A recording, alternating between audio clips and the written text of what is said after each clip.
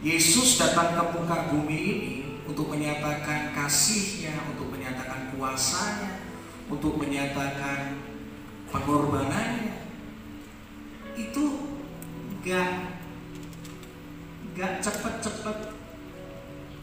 Dia lahir ke muka bumi gak tiba-tiba langsung umur 30 kan. Dia melewati proses. Jadi baby dulu. Ya, semua melewati proses. Ya. Tiba-tiba di satu momen mau dibunuh sama Herodes, proses lagi. Harus pergi ke mana? Ke Mesir, proses lagi. Dari umur 12 sampai 30 tahun, kesannya unsignificant, proses lagi. Kita gak nyangka, lihat, proses. Tapi yang terjadi apa? Tiba-tiba di usia 30 tahun, dalam 3 tahun lebih dari pelayanannya, dampaknya sangat signifikan. Betul? Setelah itu dia mati disalibkan, hari ketiga bangkit. Mau bangkit aja juga ada proses. Ya, semuanya proses. Tuhan kita adalah Tuhan yang mencintai proses. Karena segala sesuatu yang terlalu cepat itu seringkali hasilnya nggak baik. Easy come, easy go. Yang terlalu cepat seringkali juga cepat hilang. Amsal 13 ayat 11. Harta yang cepat diperoleh akan berkurang, tetapi siapa mengumpulkan sedikit demi sedikit menjadi kaya. Lihat, Tuhan kita adalah Tuhan atas proses. Amsal 28 ayat 20. Orang yang dapat dipercaya mendapat banyak apa? Banyak berkat. Tetapi orang yang ingin cepat menjadi kaya, di sini dikatakan sama-sama tidak akan apa? Luput dari hukuman. Contohnya udah banyak. Yang pengen cepet kaya, ujungnya ketangkap KPK, betul? Yang pengen cepet kaya, nggak luput dari hukuman. Benar. Saya tadi di belakang merenungkan. Saya tuh 2010 itu sudah pernah kesini. Mungkin banyak yang nggak tahu aja. Rombongan waktu itu rame-rame. Pastor Yose Carol waktu itu yang menyampaikan firman 2010 kalau nggak salah. Ya, masih ingat masa itu. Gedungnya lama, tapi saya nggak pernah lupa itu bentuk atapnya deh. Ini ikonik banget itu. Nggak pernah berubah dari dulu sekarang sampai selama-lamanya. Seperti Yesus yang nggak. Waktu itu datang rame-rame sama beberapa teman.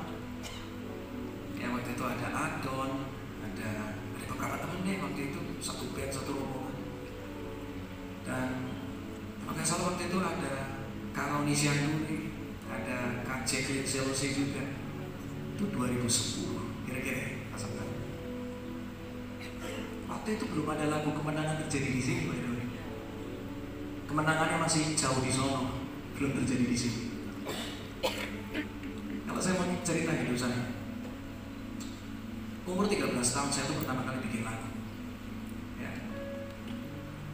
Bikin lagu cuma satu, habis itu nggak bikin lagi. Dari Solo pindah kuliah Surabaya, mulai bikin lagu lagi. Nah zaman itu kalau mau bikin lagu itu stres banget. Pertama karena apa? Karena nggak punya alat untuk merekam. Yang kedua saya ini nggak bisa sonisasi. Boleh, ini bener aja nggak bisa. Kalaupun bisa butuh waktu untuk mencerna itu sonisasi. Jadi nggak berani bikin lagu baru karena kalau lagu yang lama yang lagi ditulis itu tuh nggak diulang berulang-ulang kali. Bisa jadi gara-gara bikin lagu baru, lagu lama hilang lagi. Nggak punya tempat untuk rekam. Tapi saya setik terus kerjain melewati terus. Tahun 2000 saya masih ingat banget. Tiba-tiba ada seseorang itu kasih hadiah sama saya. Ketika tak buka hadiahnya, ternyata itu sebuah Walkman, bisa buat rekam. Bagi yang angkatan lama, masih tahu kan? Walkman yang paling keren zaman itu mereknya apa? Sony, semuanya tahu. Betul? Bisa nyebut itu artinya ketahuan usianya masalah. Nah saya tuh dikasih Walkman itu mereknya Sanyo, merek pompa air ya. Itu merek pompa air paling tetap di zaman itu, bukan Sony tapi mereknya Sanyo. Itulah saya dikasih. Dikasih keluarnya, harapannya Sony keluarnya Sanyo. Ucap syukur. Yang penting bisa buat ngerekam. Mulai akhirnya keluar banyak. Direkam. Wah saya kumpul banyak. baru seru ngumpulin lagu, ketemulah sama seorang hamba Tuhan namanya Siti Mohedin. Gila, dulu udah banyak, bikin dong jadi album. Saya ngomong, lu mah enak, sudah banyak yang support, aku gak ada yang support. Wah, kalau lagu kamu gak segera direkam, itu suatu kali akan membusuk semua, katanya gitu. Saya mulai mikir, apakah lagu itu tergolong jenis sayur-sayuran dan buah-buahan gitu kan, yang bisa membusuk gitu kan. Intimidasi mulai datang dalam hidup saya. Setiap kali saya nyanyi lagu saya waktu itu, era 2000-an itu, di depan mami saya gak pernah lupa. Nih, namanya anak ya, pengennya kan apa? Disupport sama orang tua, betul? Waktu saya nyanyi di depan mami saya, ini lagu baru. Selesai nyanyi, mami saya ngomong kaki, Ki maaf ya, lagumu jelek banget, katanya gitu. Terus dia ngomong berikutnya ini, kamu kalau nulis lagu tuh kok kayak Jeffrey Chandra, katanya gitu. Lagunya kan enak mendayu-dayu, katanya gitu. Saya rada kesel, saya ngomong, nih anakmu namanya Frankie Kuncoro bukan Jeffrey Chandra. Tapi luar biasa. 2005 tiba-tiba ada yang support bikin album. Album ke-1, ke-2, ke-3, ke-4, aku tuh bikin band namanya Live Trip sama itu.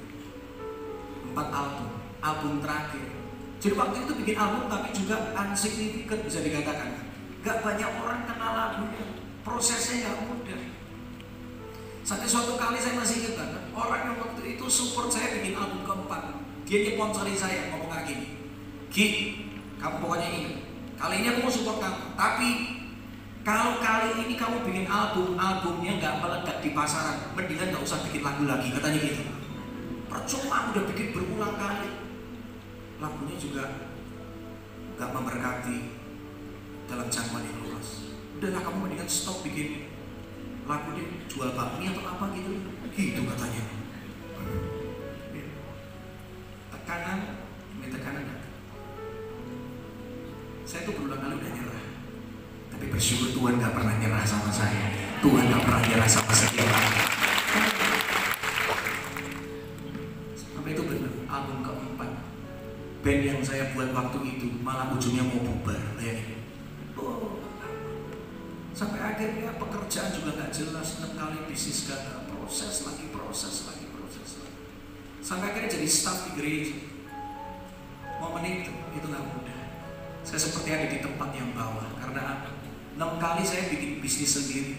Ketika jadi staff di gereja, berarti kan dipimpin orang lain, betul kan? Dulu gak pernah namanya ceklok, sekarang masih ceklok. Dulu mau datang ke kantor seenaknya juga gak apa-apa. Begitu udah jadi staff di gereja, gak bisa. Datang kantor seenaknya, juga akan digaji seenaknya, betul kan? Dikurangi gajinya. Gak mudah. Dulu proaktif, bikin ini, bikin itu. Sekarang mesti nunggu order. Kalau pemimpin nggak ngomong, saya nggak bisa kerjakan apa-apa. Gak enak. Proses. Ya. Tapi tiba-tiba di tengah titik terendah saya waktu itu, di tengah saya waktu itu nggak ngerti masa depan saya gimana. Tiba-tiba pemimpin mulai kasih kepercayaan demi kepercayaan, sampai akhirnya dikasih kesempatan jadi produser dari album pertama di gereja saya waktu itu. Mulai sampai akhirnya 2014 saya pindah dari Surabaya ke Jakarta. Di tengah kesesakan saya, di tengah saya nggak bisa melihat masa depan saya lebih baik, saya nyembah Tuhan. Waktu itu saya cuma diingatkan satu ayat, Ibrani 4:15-16. Di situ dikatakan Yesus itu bisa merasakan yang kita rasakan karena dia pernah jadi manusia. Dia ngerti keterbatasan manusia, dia ngerti tangisan kita, dia ngerti kelemahan kita. Ayat 16 ngomong lagi, karena Yesus pernah merasakan yang kamu rasakan. Karena itu kesimpulannya, datang aja sama dia, gak usah malu. Datang aja menghampiri namanya tahta kasih karunia. Engkau akan mendapatkan pertolongan anugerahnya tepat pada waktunya. Ayat itu begitu kuat, saya renungkan. Akhirnya ngambil gitar, saya nangis, saya bantu. Mulai keluar lagu itu, ku menyembah dalam kudus hadiratmu, hadiri tahta kasih karunia.